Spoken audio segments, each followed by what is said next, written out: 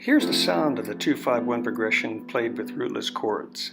I'll play it in the 3 keys that we study in the full-length lesson and workbook so you can really get an idea of how it sounds.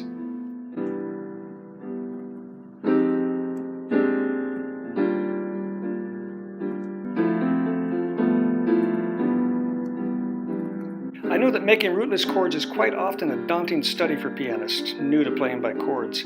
That's why I've created this rootless light lesson.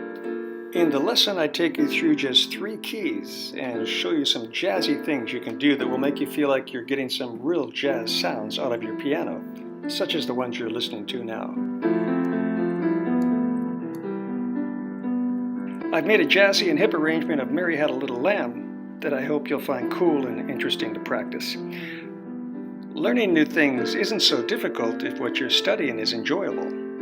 Kind of like jogging through the forest instead of on a treadmill at the gym. Please stay tuned for just a couple more minutes to see a preview of Rootless Light. Thanks.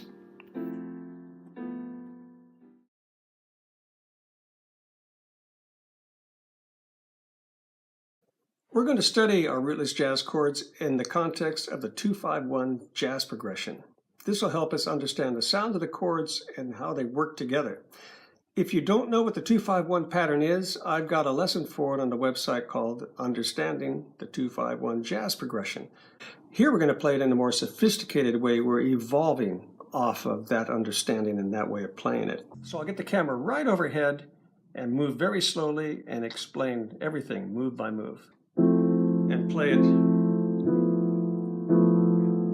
just like we were doing when we were playing the root. We were missing the root here.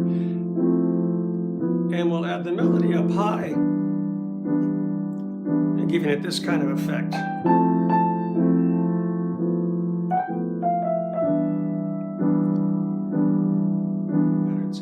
So let's go up to the key of E flat and find our 2-5-1 progression. We're in the key of E flat, so the 2 chord is going to be the F. We're going to make an F minor 9 in the key of E flat.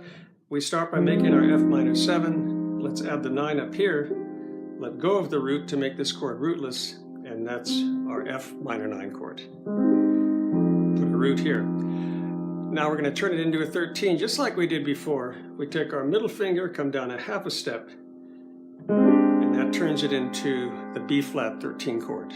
B flat 9, 13, and we play the root right along with it. And then we go to the 1 chord.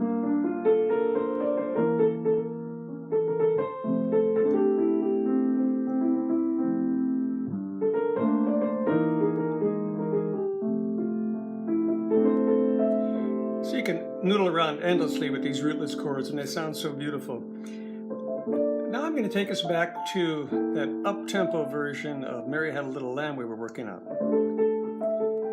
And I don't want you to think it's just a silly song to work on, because we're going to work with some basic elements there that we can use whenever we're playing standards. We're working with fills and a scale that we can improvise with, and some left-hand techniques that I'm going to show you. So it's a lot of fun too to have the rhythm section going. Let's take a look at it. Our chart for Mary's Hip Little Lamb here and see how we're going to go about playing it. Now that we know how to play our 2-5-1 progression with the rootless chords, let's identify where that pattern is here on the chart. It's right here, the 2, the 5, and the 1 in the key of F, and it happens twice. But now let's take a look at what these chord symbols mean on this chart. We're using jazz shorthand here. It's typical jazz shorthand that players are using all the time now, so we want to get used to it. That little dash means minor.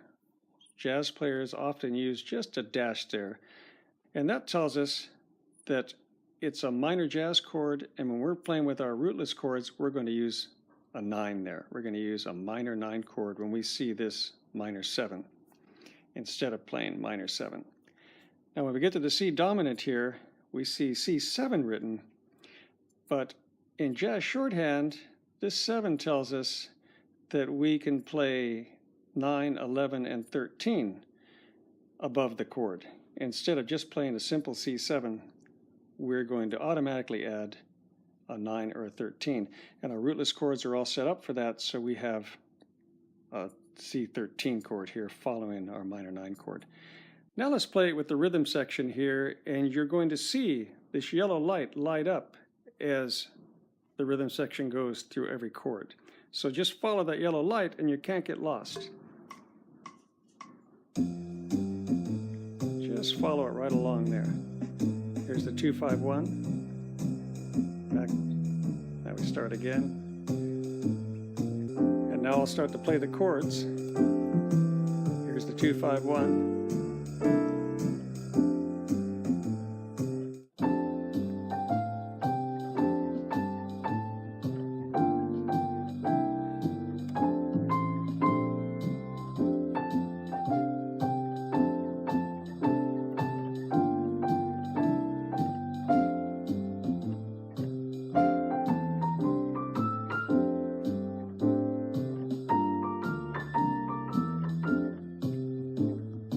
You can't really hear that rhythm section very well if you're on an iPhone or even on your iPad. The sound's going to be very small, but if you plug into speakers or put on your headphones, you're going to hear a very loud and clear bass coming through that'll help drive your practice, and you'll hear the drums as well. I'm going to go ahead and let the track run now, and you just play along. You could try something like this: arpeggiate the right hand and let the left hand hold the chord again.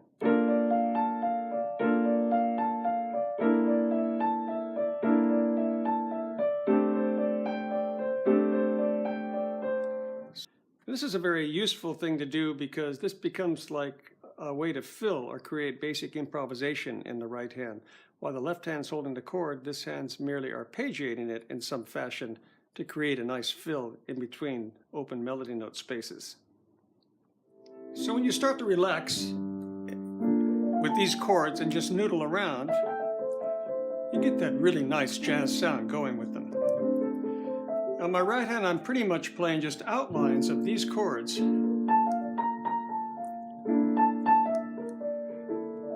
that's the stuff that our fills are made out of when we're in between melodies or just creating solos.